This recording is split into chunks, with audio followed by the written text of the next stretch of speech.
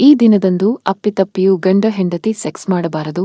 ಹಿಂದೂ ಧರ್ಮದಲ್ಲಿ ವಾರದ ಪ್ರತಿದಿನ, ತಿಂಗಳ ಪ್ರಮುಖ ದಿನಾಂಕಗಳು, ಉಪವಾಸ ಮತ್ತು ಹಬ್ಬಗಳಿಗೆ ಕೆಲವು ನಿಯಮಗಳನ್ನು ನೀಡಲಾಗಿದೆ.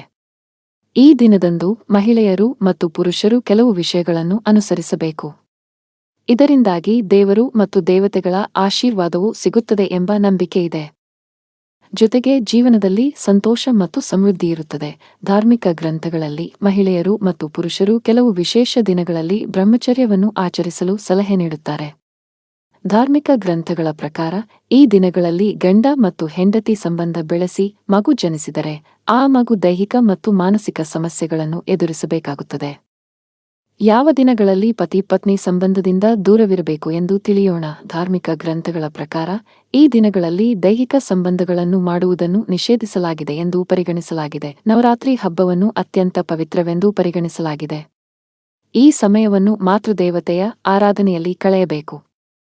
ಇದರೊಂದಿಗೆ ಸಾತ್ವಿಕ ಆಹಾರವನ್ನು ಸೇವಿಸಬೇಕು ಮತ್ತು ಒಳ್ಳೆಯ ಭಾವನೆಗಳನ್ನು ಮನಸ್ಸಿನಲ್ಲಿಟ್ಟುಕೊಳ್ಳಬೇಕು.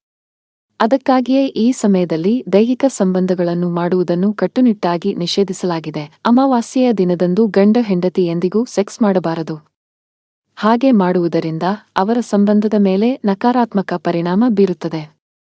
ಜೊತೆಗೆ ಜನಿಸಿದ ಮಗುವಿನ ಭವಿಷ್ಯವೂ ಕೆಟ್ಟದಾಗಿರುತ್ತದೆ. ಹುಣ್ಣಿಮೆಯೆಂದು ಸಹ ಪತಿ ಪತ್ನಿ ದೈಹಿಕ ಸಂಬಂಧ ಮಾಡಬಾರದು.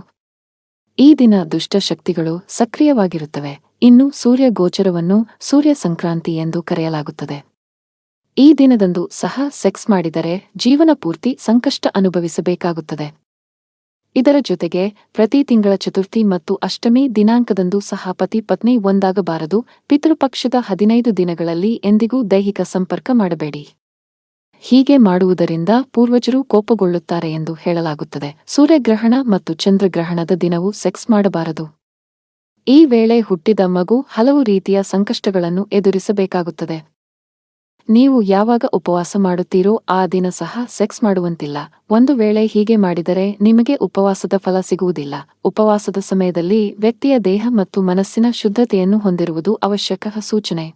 ಇಲ್ಲಿ ನೀಡಲಾದ ಮಾಹಿತಿಯು ಸಾಮಾನ್ಯ ನಂಬಿಕೆಗಳು ಮತ್ತು ಮಾಹಿತಿಯನ್ನು ಆಧರಿಸಿದೆ.